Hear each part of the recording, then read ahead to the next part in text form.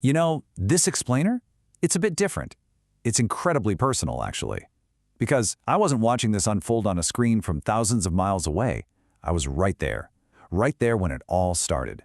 I mean, literally just yesterday morning, I was on vacation in Dubai with my family, and everything changed in an instant. It happened so fast.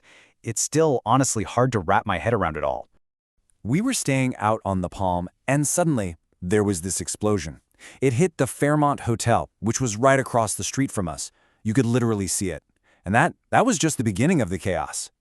We were incredibly lucky. We managed to get on an early flight out of there. But about 2 hours into the flight, the pilot comes on the intercom, says there's a delay. And that's when the news started trickling through. A full-scale war had just broken out between the US, Israel, and Iran. And as soon as we landed, our phones just blew up. We started seeing the news reports, and it was surreal. The very airport we had just left was filled with smoke, totally evacuated. They were shooting down drones right over the Burj Khalifa. Missile debris was literally falling on the Burj Al Arab. It's insane. Some of my family weren't as lucky. Their flight was later, it got canceled, and now they're stuck there. So, the big question is, how on earth does a place like Dubai, a major global hub, turn into a war zone, basically overnight? Well, it all kicked off with one single massive event. It turns out the United States and Israel had launched this joint military campaign. They called it Operation Epic Fury. And U.S. officials were very clear. This was not some surgical strike, not a warning shot. This was a multi-day operation with a single goal. To, and I'm quoting them here, destroy Iran's missile industry to the ground. And they didn't just go for military targets. They went straight for the head of the snake. Strikes hit the compound of Iran's supreme leader. And it wasn't long before Iranian state TV made this stunning announcement. Ayatollah Ali Khamenei was dead. Martyred, as they put it.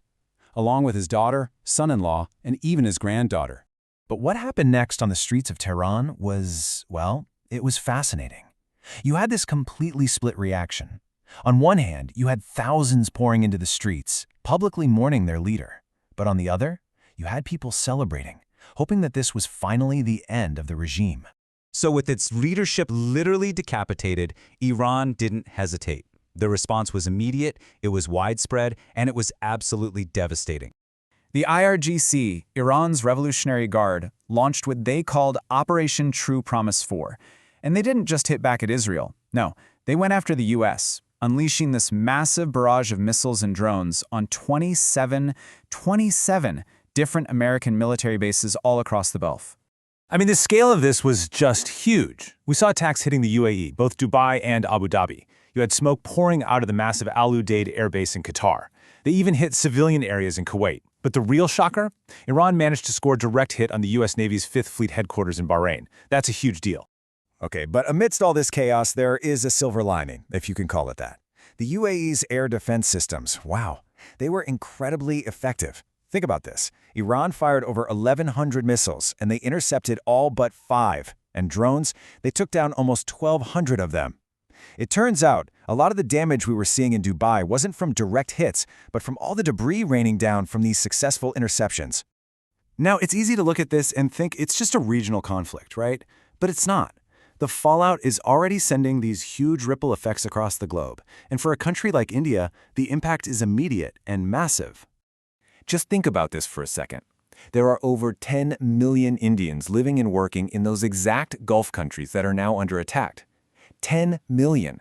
For so many people back in India, these aren't just names on a map. These are the cities where their family, their friends live and work. The Indian embassy is putting out advisories, but you can imagine, the danger is just immense. And then you've got the economy. India gets more than half of its crude oil through one choke point, the Strait of Hormuz. And guess what Iran has just threatened to do? Shut it down completely. Experts are calling this an absolute nightmare scenario for India's economy. We're talking about fuel prices skyrocketing, massive inflation, the whole 9 yards. On top of all that, the timing has kicked off this huge political firestorm back home. India's Prime Minister, Narendra Modi, was literally in Israel meeting with Prime Minister Netanyahu just 2 days before the attack began. And critics are pointing this out, saying, wait a minute, you're visiting Israel right before they launch an attack on Iran? You have to remember, Iran has historically been a friendly nation to India, so the optics of this, they're not great. It sent a very, very complicated message. So, you have to ask, how did we get to this point? I mean, a full-blown war doesn't just happen out of the blue. This didn't happen in a vacuum. The stage for this was set by a series of events that just completely spiraled out of control. If you look at the timeline, it's just this incredibly rapid descent into chaos. It really kicked off late last year, in December 2025. Iran's economy completely collapsed, which triggered the biggest protests the country had ever seen. The government's crackdown was brutal. Over 30,000 protesters were killed. And then comes the most heartbreaking part of this whole story. On February 27th, an official from Oman, who was mediating, said a peace deal between the US and Iran was within reach, and the very next day, the bombs started falling. And if you're listening to all of this and thinking, this sounds familiar, well, you're right. It's because we've seen this movie before. The whole justification for this war, it has some serious echoes of past interventions in the Middle East. Let's be clear about this stated goal here. It's regime change. Former President Trump put it bluntly in a tweet aimed directly at the Iranian people. He said, "When we are finished, take over your government." So the explicit plan is to get rid of a dictator and, bring in freedom and democracy? But the reality on the ground, it's just horrific. We're getting reports that in the Iranian city of Minab, a girls' primary school was bombed. During the school day, at least 100 children, 100 little girls were killed. And this is the devastating human cost that just gets completely lost in all the headlines about military targets and strategy. And this is exactly why looking at history is so critical right now. Because we've heard these promises before, haven't we? We were promised freedom and democracy in Iraq, in Libya. But what actually happened when foreign powers went in to remove dictators like Saddam Hussein or Gaddafi? The result wasn't stability. It was more instability. The rise of new and even more terrifying terrorist groups, and for the average person on the street, conditions got way, way worse. So all of this leaves us with the one massive, terrifying question. Will this intervention really bring peace and freedom to the people of Iran? Or are we just watching, in real time, the creation of another failed state, one that's destined to unleash even more chaos and violence onto the world?